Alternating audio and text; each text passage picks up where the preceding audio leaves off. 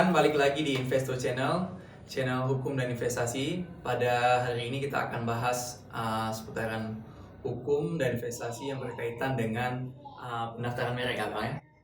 Kira-kira kita akan bahas apa nih soal merek? Mungkin kita bahas mengenai Madrid Protocol ya. Madrid Protocol ya. Oke, mungkin orang kan belum gitu paham ya apa itu Madrid Protocol, karena selama ini yang orang pahami adalah pendaftaran merek pada umumnya. Iya. Nah, apa itu yang dimaksud dengan Madrid Protocol itu dan kegunaannya itu apa gitu? Ya, singkatnya sederhananya aja ya Sederhana, kita diskusikan. ya. Jadi Madrid Protocol itu kan instrumen internasional dalam melakukan pendaftaran merek. Jadi mungkin sekarang ini sudah ada 110 negara ya, mungkin bisa lebih. Jadi 100-an negara itu yang telah meratifikasi, artinya mengiyakan bahwa pendaftaran merek bisa dilakukan di 100 negara melalui Indonesia misalkan. Oke.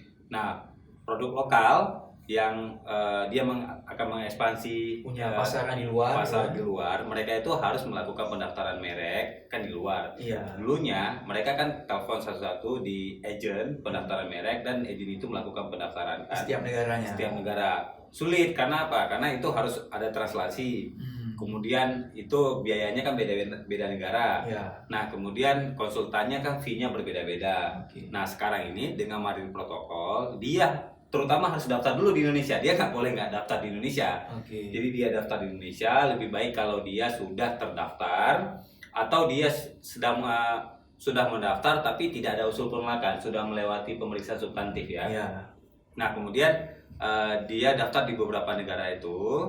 Nah, cukup membayar menggunakan Swiss franc, dan bahasa formulirnya itu bahasa Inggris. Bahasa Inggris. Jadi ada formulir EM2 itu yang dilakukan bahasa Inggris. Nah, kita mendaftar di 100 negara lebih. Jadi kita bisa daftar dimanapun, negara apapun kita daftar. Yang mungkin ada beberapa negara yang kayak Amerika itu ada formulir MM18. Dia memang ibaratnya dia ingin tahu nih, kamu daftar merek ke negara saya itu benar nggak mau ada produknya atau cuma daftar aja. Mungkin beberapa negara yang strict, selebihnya sih enggak.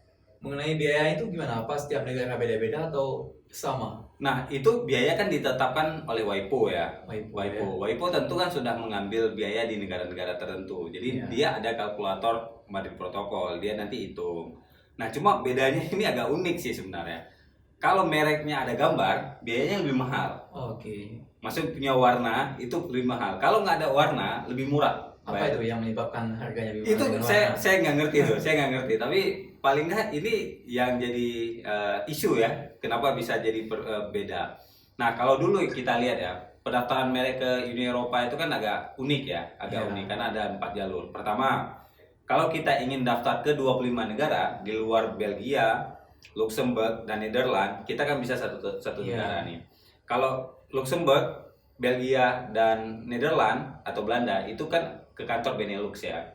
Nah, itu yang ketiga, kita daftarnya melalui UPU kan, Uni Eropa Intellectual Property Office-nya kan.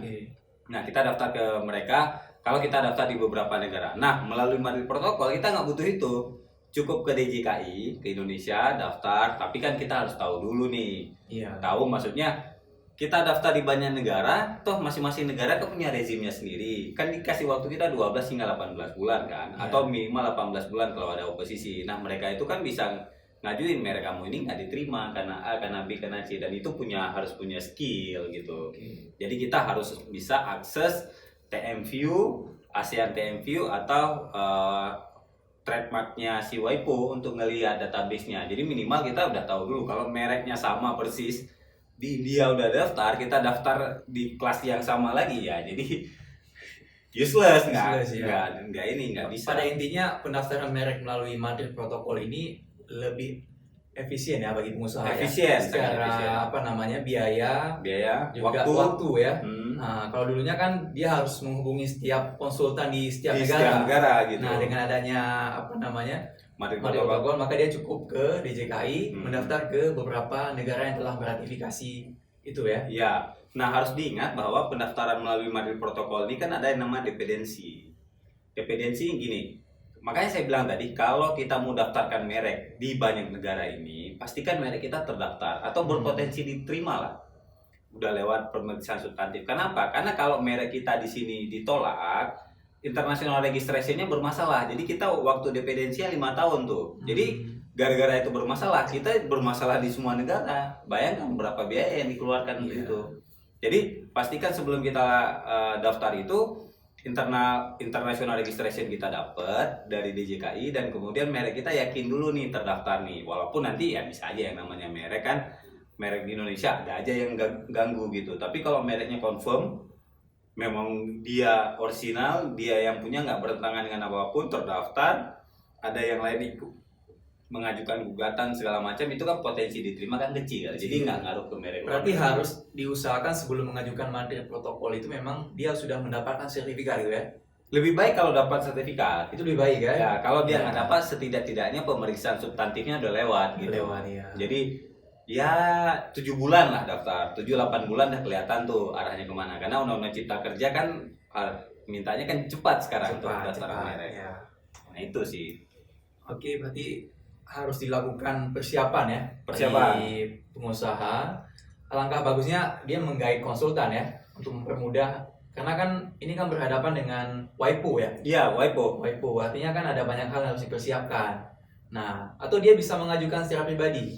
Bisa aja, tapi nanti kan ada formulir-formulir yang mungkin dia butuh knowledge khusus kan.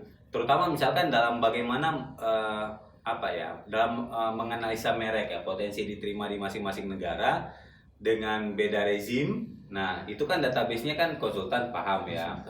Nah, kemudian ada negara-negara khusus memang DJKI fasilitasi. Misalkan kayak Amerika tuh, kita harus buat MM18 kan. Iya. Jadi kita harus buat kayak declare gitu bahwa kita akan adalah produk nyatanya di negaranya misalkan. Iya. Nah, tetapi kalau kita nggak punya knowledge itu, bisa aja dengan pendaftaran kita tiba-tiba di negara-negara ini ditolak.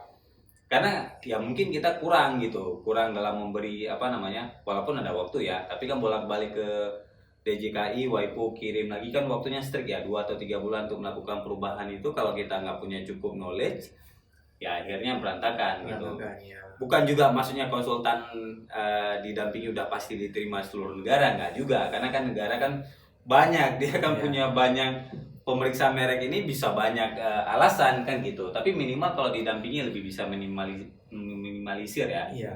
Potensi itu. Menurut lo Bang, selaku konsultan, antusias pengusaha melakukan pendaftaran merek melalui Madrid protokol ini gimana? Kalau Indonesia jujur kecil ya Mas ya. Kecil ya? Justru kita digempur. Bayangkan dulu merek, misalkan kayak Rolex, LV, ya kan, Balenciaga. Itu merek-merek besar. Mereka kan daftar di Indonesia kan melalui kantor-kantor pengacara besar. Iya. Sekarang ini kan mereka langsung daftar sendiri. Rolex punya intellectual property departemennya. Mereka daftar dari negara dia. Justru kalau kita lihat berita resmi merek itu, di Indonesia itu per bulannya mungkin 3.000-an merek asing. Merek asing yang masuk ya? Masuk, didominasi sama China pasti, Korea, ya kan? China, Korea, dan Amerika. Tapi saya ngelihat beberapa terakhir ini Italia justru ya. Italia dominan juga ya? Dominan juga Italia. Saya nggak tahu tuh kenapa. Italia justru sangat Mungkin dominan. Produk mode ya, fashion atau apapun ya? Fashion, kemudian mereka banyak produk kan negaranya kan. Produknya. Jadi mereka banyak banget daftar di Indonesia. Di negara-negara tetangga yang daftar di Indonesia ya Singapura ya udah pasti ya. Udah pasti, Singapura. ya. Thailand dan Filipina justru cukup banyak daftar di Indonesia sekarang ini melalui Madrid Protokol. Jadi Madrid Protokol itu karena tidak diseriuskan oleh teman-teman pengusaha di Indonesia, akhirnya Indonesia jadi pasar, jadi luar negeri yang banyak daftar kemarin. Ratifikasi terakhir kapan Indonesia melakukan ratifikasi pertama? Kalau ratifikasi itu kelihatannya kayaknya di 2018 ya. 2018 atau 17 antara Ya, itu antara 2018 Atau 17. jangan-jangan ini belum tersampaikan ke pengusaha Indonesia yang punya pasar di luar, mereka tidak tahu sehingga ya masih melakukan sistem yang lama, daftar di. Ya, mungkin Ya. mungkin belum cukup tersosialisasi ya.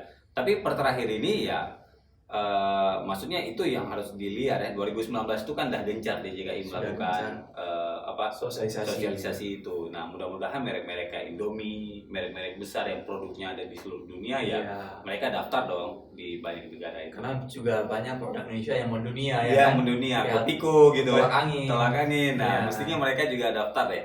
Daftar. Jadi karena menggunakan Swiss franc dan Indonesia ini justru lebih cepat. Oke, mungkin itu aja untuk segmen kali ini ya. Boleh. Karena ke depan mungkin kita bahas lebih banyak tentang Madrid Protokol. Ya, itu aja rekan. Terima kasih telah menonton. Salam Investo.